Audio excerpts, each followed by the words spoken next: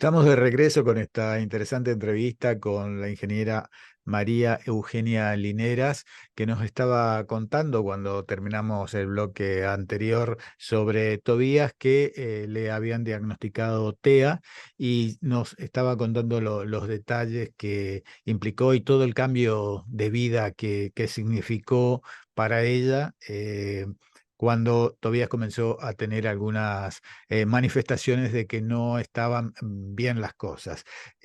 Me dijiste, comenzaste contándonos, María, de que te diste cuenta cuando comenzó a ir al jardín, que ahí te diste cuenta que había algo especial en Tobías, ¿verdad? Sí, generalmente yo lo observaba siempre en los cumpleaños y veía que él tenía comportamientos totalmente distintos al común de los niños. Y hubo una noche en que lo observé, que fuimos a cenar y él estaba entre los juegos con los otros niños. Y lo vi que él, si bien los otros niños estaban jugando entre sus cosas, él quedó solo fijando la mirada en un juguete. Y ese fue como el detonante para mí, para decir, bueno, acá hay algo más y yo tengo que investigar qué es. Puede ser algo Ujú. pasajero, como puede ser que no, pero bueno, evidentemente necesitaba saber algo más. Y después esto también se sumó lo del jardín, Ujú. la observación en el jardín, pero bueno, fue antes que ellos me digan que yo empecé a consultar con una psicóloga y empecé a hacerlo evaluar Claro. para ver qué tenía. Ujú. Y bueno, y después entraste en todo ese proceso de estudios, y terapias, y hasta que finalmente hace 2 años pudiste tener esa, digamos, esa definición de tener un diagnóstico, porque estabas contando lo que era tener que sobrellevar la cuestión y no saber realmente qué es lo que tiene el niño, ¿verdad? Sí, la verdad que he tenido la oportunidad en estos años de hablar con mamás que pasan por lo mismo y pues yo decía, había días que no, había noches que no dormía Ujú. porque bueno, el no saber a mí particularmente me pone mal, me hace mal y yo necesitaba saber qué tenía mi hijo y sobre todo saber si todo lo que yo estaba haciendo con sus terapias y demás era lo que él necesitaba verdaderamente. Ajá. Porque a veces te dicen, bueno, pero ¿para qué el diagnóstico? El diagnóstico sirve, desde mi punto de vista, para saber si todo lo que estás haciendo es lo correcto. Porque si el Exacto. diagnóstico está equivocado, puedes estar equivocado en el tratamiento que le estás dando. Claro. Sí, sí, Llevado a sí. la parte farmacológica es lo mismo, ¿no? Lo que pasa es que muchas veces esto no se ve y entonces se minimiza también. Ujú. Y sobre todo cuando se habla de niños, te dicen, no, mamá, es muy chiquito todavía. Pero una Sí, mamá se da mm, cuenta porque lo sí, conoce, porque observa, porque comparte con otros niños y sí. se da cuenta que el desarrollo de su hijo por ahí tiene algo que observar y que merece ser estudiado. Y sobre Ujú. todo, Juan Carlos, Ujú. porque el tratar a un niño desde cuando es más chiquito es mucho más fácil y es mucho mejor para su futuro, Ujú. porque todos sabemos las capacidades que tiene un niño, que no son las Claro, capacidades que nosotros tenemos de adultos. Ellos claro. absorben todo, es todo mucho más sencillo, es más fácil, es más rápido. Entonces, aprovechar esos primeros años de vida es fundamental. Sí, sí. María, una vez que te dan el diagnóstico, ¿cómo es para una mamá tener que aceptarlo? Porque, digamos, hasta ese momento venías en terapia, pero lo que vos buscabas era justamente algo concreto, y a partir de ahí, ¿qué cambia en tu vida junto con Tobías? Bueno, la verdad tocaste una palabra muy particular. Eh, yo creo que en ese momento no paré, seguí investigando, seguí en la parte genética para ver de dónde venía esto. Eh, bueno, muchísimas cosas. Este año hicimos unas evaluaciones neurocognitivas en Flenia, en Buenos Aires, por varios días. Muchísimas cosas. De esa última evaluación lo que salió es que, bueno, a ver, los padres también se tienen que convertir un poco en terapeutas. Ujú. Entonces la sugerencia fue eh, hacer acompañamiento para padres con una psicóloga especialista en el tema. Y bueno, lo empezamos a hacer con el papá de Tobías. Y para la segunda sesión, esta palabra que dijiste a mí, yo la tengo muy marcada porque ella nos escuchó la historia y demás y nos dice, bueno, papás, hasta acá, yo lo que quiero remarcar es que ustedes saben lo que él tiene, saben Ujú. quién es Tobías, pero yo creo que hay una parte que ustedes todavía no la superaron, que es el aceptar. El aceptar creo que debe ser la parte más difícil, de que el hijo que tenés no es quizá el hijo que imaginaste tener, el hijo que idealizaste. Él es quien es y no va a ser otra persona. Y Ujú. la verdad, Juan Carlos, Sí, que para serte totalmente sincera, sobre todo para que le sirva a otras personas, a otras familias, sí. eh, desde ese momento mi relación con Tobías cambió al 100%. En el sentido de que Tobías no demuestra mucho sus emociones y Ajá. eso a mí me afligía mucho. Y evidentemente yo no me estaba relacionando con él de la forma correcta, pero no porque Ajá. no lo quisiera, sino porque no sabía tampoco cómo. La verdad que esta licenciada nos ayudó muchísimo y ella hizo que mi relación con Tobías cambie al 100%. Y hoy, si yo lo veo a Tobías, Ujú. cómo se relaciona conmigo, cómo me ve y viene corriendo, haciendo Claro, chistes, emocionado porque me ve, pero es el sí, cómo uno se expone cómo se para ante el otro, ¿no? Y evidentemente yo entendí claro, ahora cómo posicionarme ante él. sí. Y bueno, por eso me parece sumamente importante que las familias sepan esto, que aceptar es Ujú. difícil, pero cambia totalmente tu relación con tu hijo. Claro, claro. Hoy Tobías tiene 8 años, me estabas contando, María, Sí, ¿verdad? Ujú. sí, tiene 8 años. Y bueno, tu relación ha cambiado, ha crecido y estás notando cosas que antes, aún en el proceso de diagnósticos, no te daba cuenta y ahora está mucho más enriquecedora, ¿no? Y has dicho Sí. palabras muy concretas, ¿no? Tobías va a ser la persona que es, no va a ser la que ustedes imaginaron. Yo creo que esta palabra que terminaste de decir, los oyentes y que están escuchando la radio, que están escuchando el programa, eh, tienen mucho que aprender de vos y también mucho que decir con respecto a estos tipos de situaciones, sobre todo en una sociedad donde se habla de inclusión, pero también comentaste en el bloque anterior, en la práctica no es tan así. ¿Dónde está la falencia en el sistema? Para que esto sea más, que la teoría se convierta más en la práctica, María.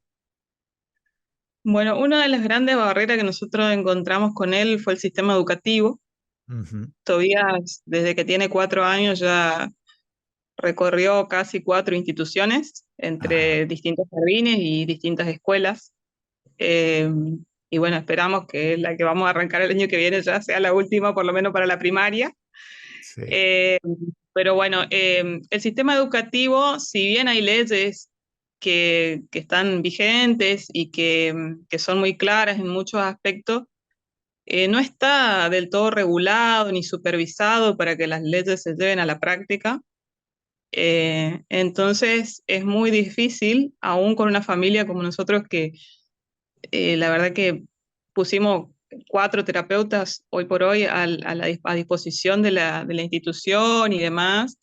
Es muy difícil coordinar la escuela con los equipos externos y yo veo que es algo muy común en las familias de chicos con TEA o con cualquier otro tipo de Ujú. dificultad en el neurodesarrollo o discapacidad. Y bueno, y eso creo que es una deuda pendiente del Estado para Ujú. con estos niños, el poder supervisar, coordinar eh, estas dos partes, ¿no? Que la verdad que sin duda se tienen que articular porque estos niños dedican tanto tiempo como le dedican a la escuela a sus equipos externos. O sea, todavía hace Ujú. sus 4 o 5 horas en la escuela en la mañana y prácticamente hace la misma cantidad de carga horaria a la tarde con Ujú. terapeutas, con maestra de apoyo y demás. Entonces es sumamente importante que estas dos partes se articulen en pro del niño, ¿no es cierto? Porque si no es como un trabajo que se hace afuera, que queda tirado a la basura, porque al no Claro. articularse, no hablar los docentes, no se avanza con el niño. Claro, claro, claro. Y justamente en su formación académica, ¿no? Porque, como estás diciendo, los padres en la casa y fuera del sistema educativo hacen todo el esfuerzo de contención y de desarrollo y de crecimiento, pero después va y choca con una barrera. Yo estuve siguiendo el año pasado que estuviste en algunas movilizaciones pidiendo algo. ¿Cuál era el punto principal de todo eso? Que una movilización que ocupó mucho la atención en las calles y tuvieron muchísimo apoyo de la gente. Sí, sí, la verdad que sí. La movilización arrancó por un paro de prestadores eh, que se debía a una falta de pago de parte de las obras sociales, tanto estatales como privadas, hacia Ujú. los profesionales independientes que prestan servicio para los distintos tipos de discapacidad. Y bueno, por supuesto que eso nos afectó a nosotros porque todavía de un día para el otro se quedó sin terapias. Qué Y notable. bueno, para niños sobre todo con la condición de TOEIC, quedarse sin terapia, para todos, obviamente, los que van a una terapia es fundamental, porque si no, no lo harían. Claro, No va claro. uno porque elige, sino porque lo necesita. Sí, sí, sí. Y de repente cambiar la rutina a un niño con autismo es algo gravísimo porque ellos están hechos de rutinas. Para ellos la rutina es fundamental. Entonces decirle, hoy no vas a ir, es un Mm, caos, es un estrés, es terrible. Y bueno, arrancó por eso, porque no sabíamos cuándo íbamos a volver a tener las terapias de Toby. sí. Y nos unimos un grupo de papás y un grupo de prestadores y armamos un WhatsApp y no nos quedaba otra que salir a reclamar porque nadie nos daba respuesta.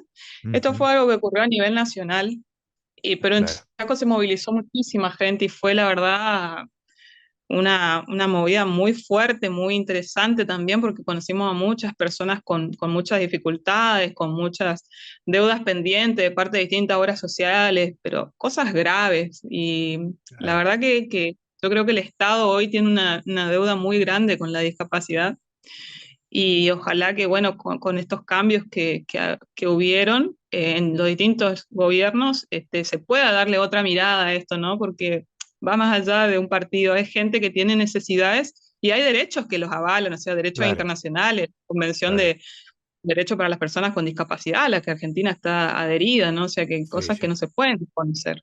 claro. María, para ir terminando el concepto y esta historia, que es una historia de amor y una historia de vida, ¿verdad? Que toca cosas muy, muy sensibles de la gente. Em, a ver, vos ¿integrás algún grupo de apoyo? ¿Te recibís ayuda terapéutica? ¿Cómo te recomponés diariamente para esta aceptación y continuar con lo que se viene? Porque Tobías va creciendo y todo el tiempo vas teniendo nuevas experiencias. Sí, bueno, de las marchas nos quedó un grupo muy lindo de distintas discapacidades, ¿no? Que nos solemos juntar a veces y hacemos actividades con los chicos, distintas cosas. La verdad que es un grupo muy lindo de personas en las que hemos hablado y nos hemos nutrido los unos a los otros. Eh, y hago terapia, sigo haciendo terapia con esta licenciada que te comenté que empezamos a hacer orientación a padres. La Ujú, verdad es fundamental porque uno tiene muchas cosas que sanar, que entender y sobre todo tener un hijo que lo necesita para siempre. Y es fundamental que uno esté bien porque todavía es sumamente perceptivo y él me ve a mí con una determinada carita y me dice, ¿qué te pasa, mamá? O sea, él él sabe todo de mí. Y a la vez, mi norte siempre es él sí. y la verdad que yo creo que Dios nunca te va a dar desafío más grande del que puedas soportar o enfrentar o Ujú, llevar adelante. Y yo soy sumamente consciente de que si Dios puso a Tobías en mi vida como mi hijo, es porque sabe que yo puedo llevar adelante este rol de mamá que me dio. Así que con esa convicción yo me levanto todos los días y con esa convicción luché tantos años para su diagnóstico, para conseguir sus terapias, porque tampoco es fácil. ujú, Costó muchísimo, de hecho, Tobías hace una terapia en Corrientes, porque en Resistencia no había disponibilidad. claro. Eh, es mucho el camino y sobre todo Tobías es mi gran maestro, porque me enseña de la vida todos los días, lo más básico de la vida, ¿no? A valorar cosas que quizás uno adulto va perdiendo, ¿no? De la sinceridad, Sí. todavía es 100% sincero. Y bueno, eso yo lo valoro todos los días y lo agradezco, pero sí, la terapia es necesaria y por ahí compartir con otros padres porque es un camino duro, sobre todo cuando te encontrás con las barreras, porque, a ver, yo pienso, todos tenemos derecho a todas las cosas. Si bien no es fácil, Juan Carlos, pero Ujú. no hacer un esfuerzo por un chico, no Claro. darle a un chico lo que necesita, la verdad es difícil. Sí, Decidir los sí. cambios de instituciones a mí me han llevado a un nivel de tristeza, no, Claro. no sé si llamarlo depresión, pero de no poder dormir, de decir por qué no pueden con mi hijo, si a veces me pregunto si no pueden con Toby, Sí, no pueden con nadie, claro. porque si tiene un poquito más de dificultad que Tobías, otro niño, un poquito más de desafíos que Toby, menos van a poder. Entonces eso me pone mal, porque yo digo, todas las cosas que yo hago por Toby y que vamos superando, hay un niño que viene detrás de Tobías que ya lo tiene allanado al camino y eso me hace Claro. feliz. Sí, Porque hay un niño que le va a costar menos que a Toby, hay una mamá que va a pasar menos cosas de la que yo estoy pasando. Entonces con ese también es mi norte, ¿viste? De ir solucionando cosas, de ir mejorando cosas para que el que viene atrás ya no pase y que claro. ya le hagan un poquito más fácil la vida, porque vivir con una discapacidad, de verdad que es sumamente difícil, es sumamente difícil para la familia. Entonces, tratar por lo menos desde el lugar que te toque estar, hacerle un poquito más fácil la vida de esa familia. Eso Claro, claro. estaría bueno, ¿viste? La sociedad lo puede ver así. Y lo último que te diría, así como reflexión, Juan Carlos, Sí, sí, nadie está exento de la discapacidad. La discapacidad es algo transversal, que te puede tocar en cualquier momento de la vida sí. o a cualquier parte de tu familia. Entonces, trata de empatizar un poco más con el otro. Ni siquiera te digo que me entiendas, pero trata de hacerme un poquito más fácil la vida a mí, porque nadie te pone exento a vos de estar en una situación así. Entonces, trata de entender un poco más al otro. Eso estaría bueno, ¿viste? Claro. Bueno, te agradezco muchísimo, María. Realmente es muy emocionante todo lo que estás diciendo. Está tocando fibras muy, muy sensibles. Y estás dando un mensaje muy, muy especial, ¿no? A toda la gente, a todos los oyentes de la radio. Y creo que los padres que están también pasando por lo mismo que vos o con otro tipo de discapacidad con sus hijos, se deben sentir muy identificados con tus palabras, ¿no? Y bueno, este mensaje entonces para la comunidad, para los oyentes, para que tengamos más sensibilidad sobre todas estas cuestiones. Así que bueno, te agradezco muchísimo que hayas aceptado la invitación para tener esta entrevista en la radio. Sé que no es difícil, sé que es muy, muy complicado y muy delicado y te agradezco muchísimo. Muchísimas gracias y bueno, que sigas creciendo con Tobías y vamos a seguir el acompañamiento con el tiempo de todo esto y seguir aprendiendo, como dijiste vos, de él y de cómo tenemos que ser nosotros para poder contribuir a ser más inclusivos en una sociedad bastante, bastante indiferente todavía. Bueno, yo te agradezco a vos el espacio por darme este lugar tan importante para mí como mamá, porque lo que tenemos que hacer es esto, caminar y concientizar. De esa forma vamos a ir logrando superar algunas barreras. Así que muchas gracias a vos y a todos tus oyentes. Bueno, hasta cualquier momento entonces, María, muchísimas gracias. Gracias.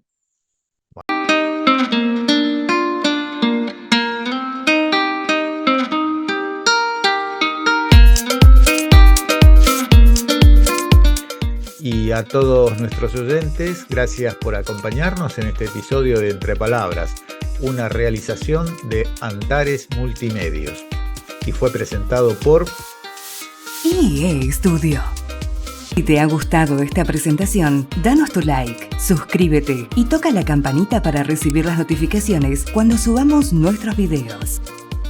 Y recuerden que pueden volver a escuchar este programa y otros episodios en nuestro canal de YouTube.